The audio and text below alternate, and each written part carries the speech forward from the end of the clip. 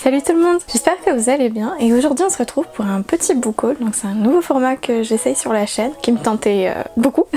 Donc cette fois-ci je vais vous présenter les différents achats ou les différentes arrivées de livres de ce mois d'avril, sachant qu'il y en a aussi un petit peu de fin mars parce que vers cette période il y a eu le salon du livre où je travaillais et où forcément j'ai un peu craqué aussi.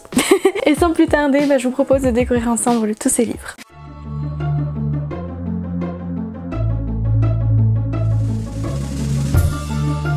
Dans un premier temps, je vais vous parler un peu des différents livres que j'ai pu trouver sur le salon littéraire où j'ai été. Donc dans un premier temps, sur le stand où j'étais et où je travaillais, il y avait un auteur, un auteur jeunesse que j'aime beaucoup et qui a sorti récemment le tome 2 de sa série, donc Mémoire de la forêt. Donc c'est Michael Brun-Arnaud. Je ne pouvais que profiter de l'occasion pour lui faire dédicacer le tome en question. Donc il s'agit de celui-ci qui est juste magnifique avec les illustrations de Sanoé dedans qui sont vraiment superbes. J'ai pas encore eu le temps de le lire parce que c'est le genre de livre où j'ai envie de le lire vraiment dans un état d'esprit un peu cocooning, voilà, de me mettre vraiment bien à l'aise dans mon fauteuil. Mais voilà, j'ai craqué pour celui-ci et vu qu'il a également sorti il y a pas très longtemps un roman là pour le coup plus adulte, j'ai craqué également. Donc voilà, c'est celui-ci, c'est Les Vallées Closes. Alors j'en ai eu pas mal de retours pour l'instant de la part d'autres libraires qui m'ont dit que c'était vraiment plutôt sombre, ça change complètement de Mémoire de la forêt. Donc à ne pas mettre entre toutes les mains, mais vraiment il a l'air super chouette et il me tarde de lire les deux. Après ça, j'ai été faire un petit tour au niveau des autres exposants parce que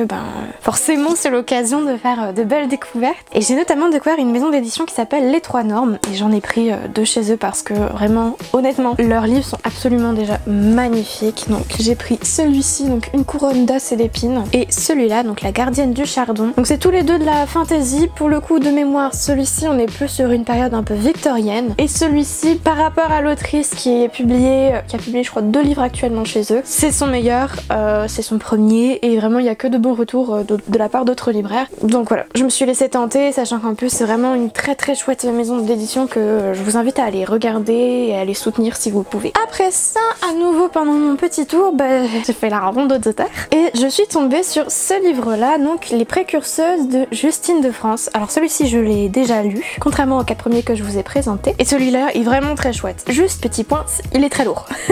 Il est pas très épais, mais en fait la qualité du papier c'est vraiment le genre de papier pour un manuel scolaire en fait, c'est un peu celui-ci, donc du coup il est plutôt lourd à porter, mais vraiment au niveau du contenu on est vraiment sur quelque chose de complet, sur des figures féminines qui sont même aujourd'hui je veux dire qui sont pas forcément très connues, et donc ça fait du bien de découvrir comme ça des petits portraits, des petits parcours de vie même qui sont plus rocambolesques les uns que les autres, mais tout du moins très intéressants. Donc vraiment normalement il arrivera prochainement sur le point lecture déjà, mais aussi sur mes réseaux sociaux, donc sur Instagram plus particulièrement et TikTok peut-être. Après ça, j'ai été faire un tour du côté, donc en fait il faut savoir que le salon littéraire était organisé en plusieurs zones et il y avait vraiment tout un espace dédié donc à tout ce qui est new romance. Du coup j'y étais.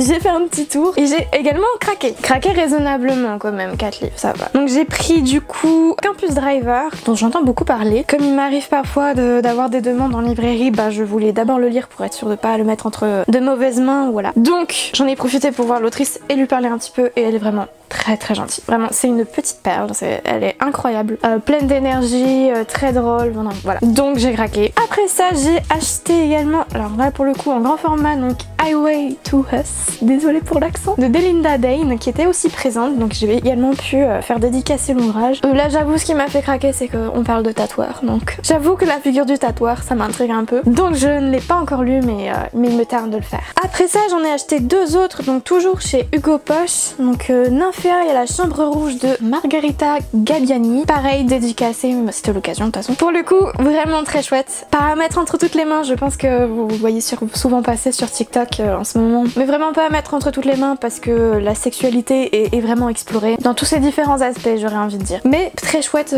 pour se détendre un peu, pour changer de lecture un peu sérieuse, un peu prise de tête. Et j'ai pris également donc Styx Riders, le tome 1 de Calypso Caldine, qui est très chouette également, c'est le premier tome d'une série. Alors je pensais pas être entre guillemets tentée de faire la série, c'était vraiment pour voir un petit peu, pour pouvoir conseiller dans ce rayon là, mais je vais me faire la série.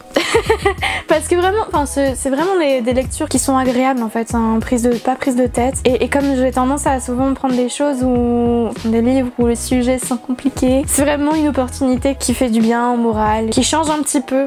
Et là on est vraiment sur une histoire histoire d'amour autour de motards et de gangs de motards, donc voilà, très chouette aussi. Et du coup je pense qu'on a fait le tour de mes achats du salon du livre. Mais c'est pas fini, parce qu'après ça je vais vous présenter les différents services de presse et notamment services de presse numériques que j'ai reçus. Je vais commencer par les numériques parce que forcément je ne les ai pas sous la main, bien que l'un d'entre eux je vais aller demain à une dédicace pour obtenir le livre parce qu'il était vraiment chouette. Je vais vous dire directement son nom comme ça vous le savez. C'est Nos plus belles années de Clara Héroux, qui est vraiment l'une de mes pépites de ce mois d'avril. On est sur une histoire young adulte autour des violences sexuelles, notamment dans l'univers de l'université. Très très chouette. Enfin vraiment les thématiques, attention à pas mettre ça entre toutes les mains, mais c'est très bien traité en fait, les relations d'amitié, comment tout ça tourne autour de ce drame, c'est vraiment très touchant. Donc demain je vais voir l'autrice et je vais acheter le livre et le faire dédicacer. J'ai lu également en service de presse L'Escadron de Catherine de Médicis. Là c'est une bande dessinée, ça l'a pas fait. Je vous en parlerai plus en détail pour le point lecture. Je vais enchaîner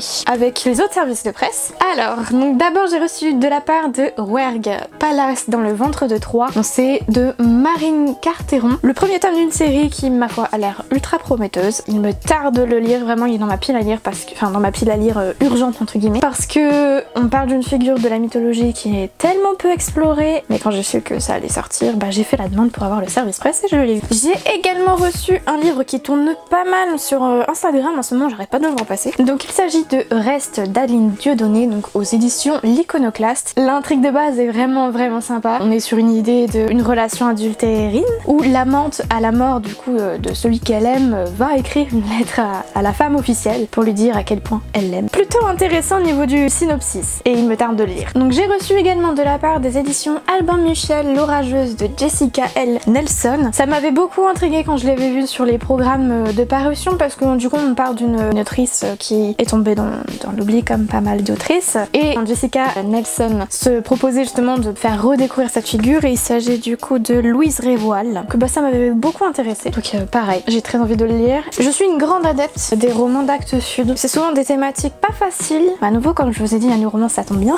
Les trois ne sont pas du tout faciles, mais justement c'est des livres où je prends plaisir à les lire pour pouvoir les défendre en librairie après. Donc j'ai d'abord reçu Les fantômes des mains de Verena Kessler qui avait l'air vraiment incroyable. De mémoire on est plutôt sur une histoire qui tourne autour de la Seconde Guerre mondiale et autour de comment on appelle ça, pas une saga familiale mais en fait sur deux générations distinctes on va parler de tout ça et ça avait l'air vraiment chouette. Dur au niveau des thématiques à nouveau mais bon voilà, j'aime bien me prendre un peu la tête des fois.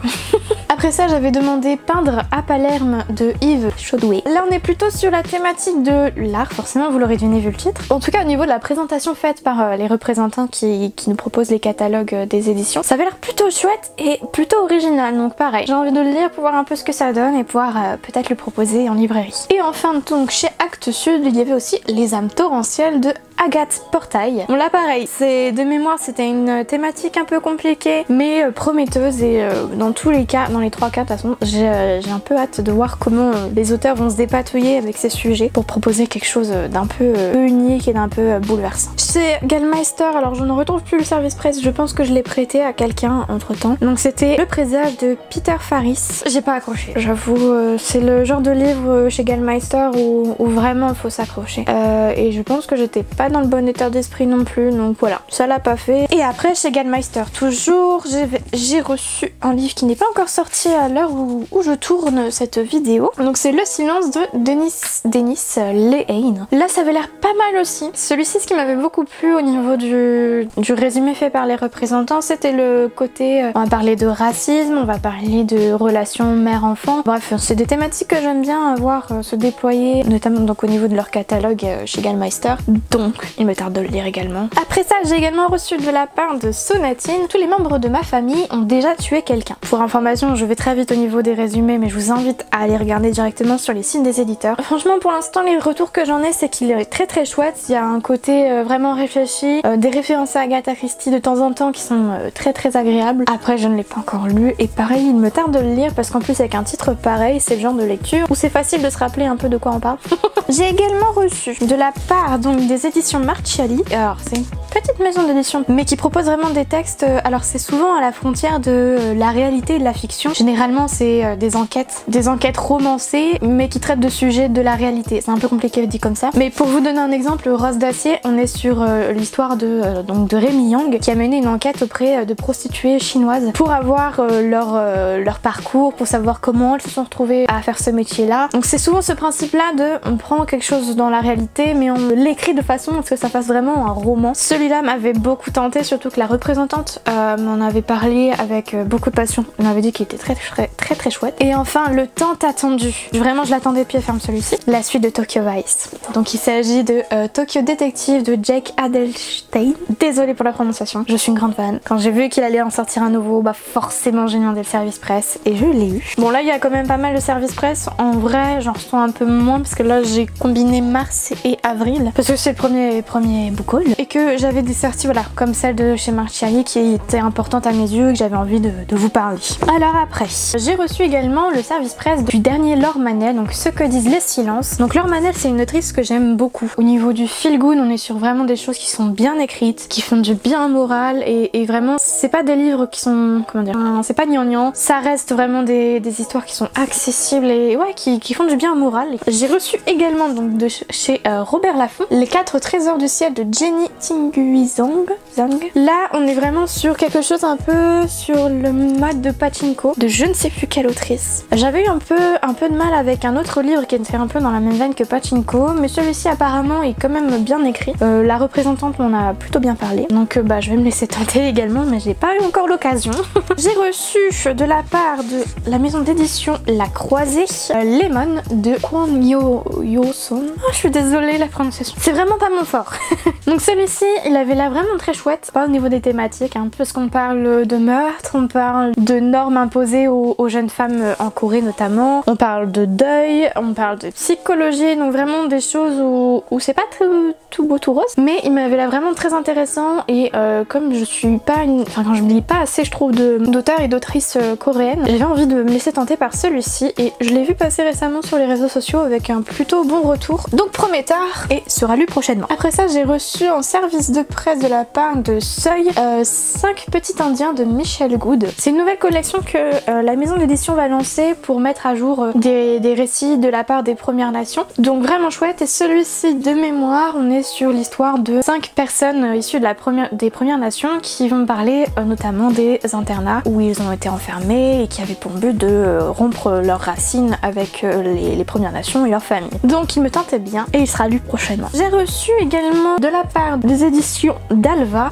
Mes Hommes de Victoria Kieland. Je l'ai lu et j'ai pas trop aimé. C'est dommage parce que toute l'histoire tourne autour de je ne sais plus son nom, de Belle Gunness, qui est donc l'une des premières tueuses en série. On découvre son parcours mais en fait ce qui m'a vraiment perturbée c'est le côté pas très accessible de la lecture. C'était la façon dont c'est écrit qui rendait compliqué l'accès à l'histoire. Donc c'est pas un coup de cœur du tout, même je dirais c'est plutôt une déception. Mais je vous en parlerai plus en détail pendant mon point lecture d'avril. Et le dernier service presse que j'ai reçu c'est celui-ci, donc c'est une bande dessinée, donc Poltron Miné, la voix romane de Mad et Mayenne. Donc c'est une petite BD jeunesse qui a l'air plutôt choupi. Au niveau des dessins on est vraiment sur quelque chose de relativement accessible. Oula, accessible pour les tout petits, donc il n'y a pas énormément de texte, donc à voir et puis bah, je vous en parlerai certainement dans le prochain point lecture. Alors maintenant je vais vous parler des achats personnels et on va dire que ça va.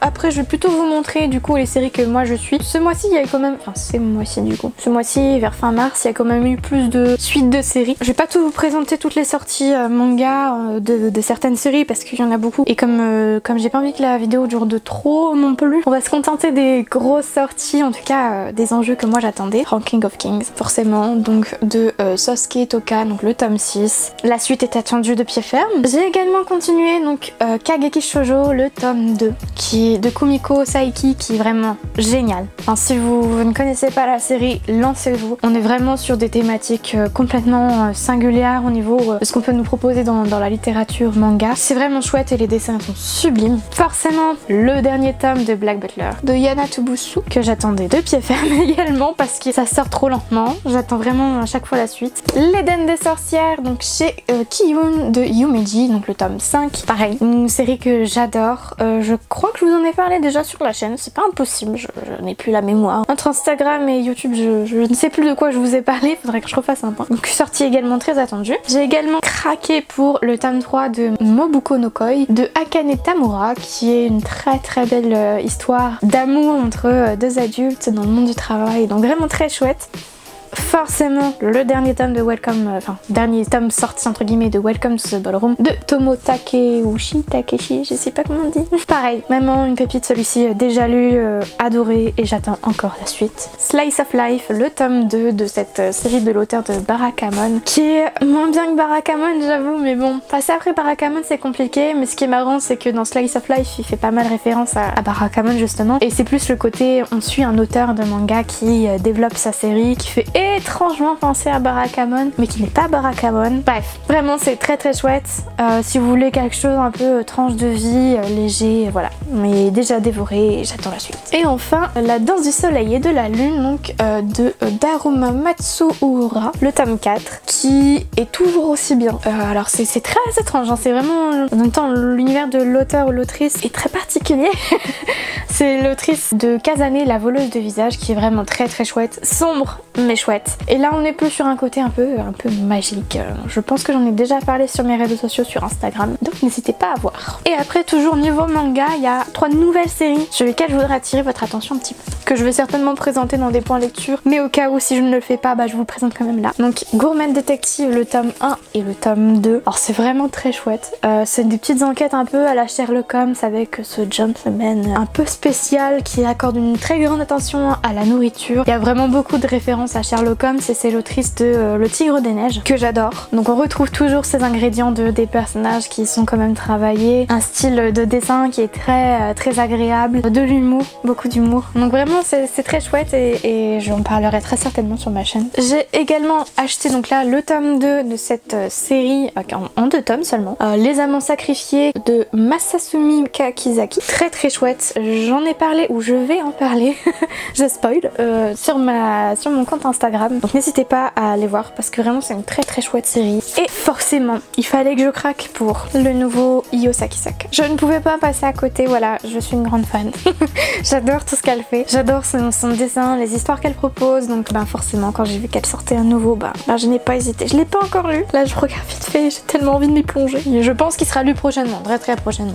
Et du coup on va enchaîner avec les achats personnels hors manga. Donc déjà j'ai 2 BD, donc j'ai le tome 2 de Colossal. Si vous ne connaissez pas Colossal, j'en parlerai prochainement sur Instagram, c'est vraiment super chouette. Après j'ai aussi craqué pour Les Oubliés de la Science. Alors là on est plus sur une BD un peu informative, où on a à chaque fois des portraits d'inventeurs tombés dans l'oubli, ou de personnes qui ont contribué aux avancements actuels de la science, mais qui n'ont pas été reconnues de leur vivant. Donc l'autrice se propose de rétablir un peu cette injustice, et elle était en dédicace à la librairie Combo, donc j'en ai profité également, et j'ai eu une sublime dédicace d'un des portraits en train de manger une patate, parce qu'on s'est tapé en délire sur les patates, ma foi. Il y a eu une petite blague autour de la patate. Bref, mais très chouette. En plus, c'est une personne adorable. Et à nouveau, malheureusement, je l'ai pas encore lu, mais il est dans ma pile à lire. J'ai fait un petit tour dans une librairie d'occasion et j'ai craqué pour 4 livres encore. Donc, il y a Les Petites Reines de Clémentine Beauvais que je n'ai toujours pas lu, malheureusement. Donc, c'était l'occasion. En plus, il est vraiment en très bon état. Donc, voilà. En grand format, il a l'air chouette. J'ai également craqué pour La Couleur des Sentiments de Catherine Stockett. Là, pour le coup, c'est un peu un classique, sauf qu'en poche, en fait, il est pas très lisible. J'attendais de le trouver en grand format parce que quand même c'est plus simple et plus agréable à lire, et on est vraiment sur un récit engagé, voilà. Donc bref, des thématiques que moi j'adore lire, donc j'ai craqué, forcément j'ai craqué. Après ça j'ai craqué également pour La Race des Orphelins de Oscar Lalo. Alors ça c'est un livre qui était paru dans la rentrée littéraire de je ne sais plus quelle année. De mémoire je dirais que c'était la rentrée littéraire 2021. En fait je l'avais vu passer à ce moment là, et quand il était sorti j'avais pas forcément craqué de suite, donc j'ai attendu qu'il sorte en occasion. On est vraiment sur quelque chose autour de la Seconde Guerre mondiale, mais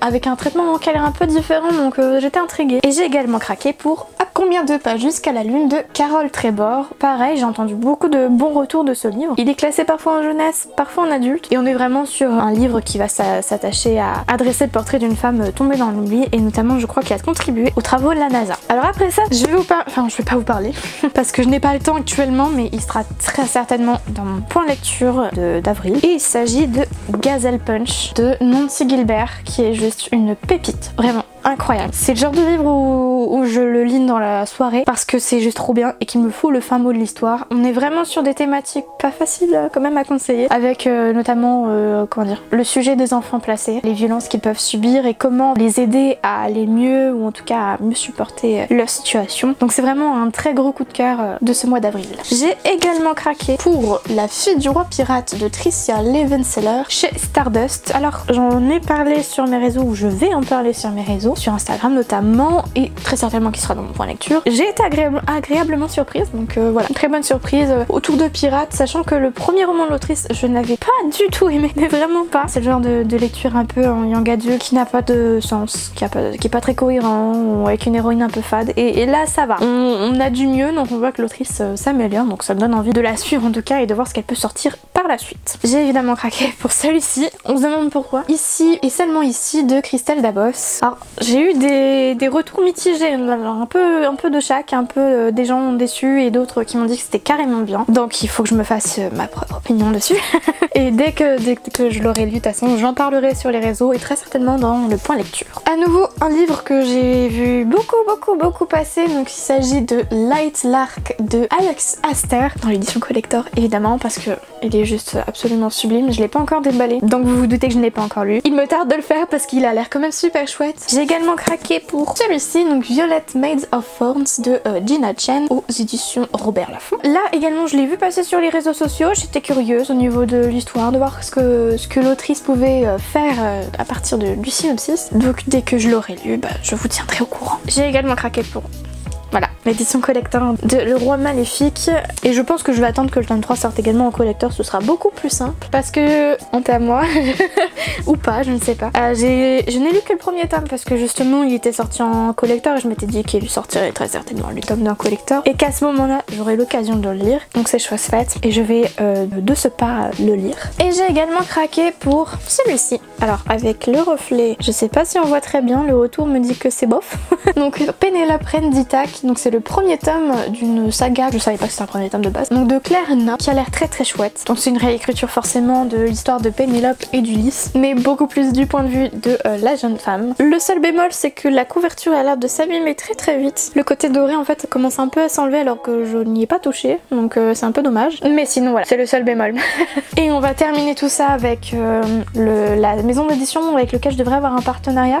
Bon, je pense pas que je sois la seule à avoir autant de livres chez eux, mais il y a eu un petit craquage, très petit. Et je vais évidemment vous parler de l'édition de Saxus.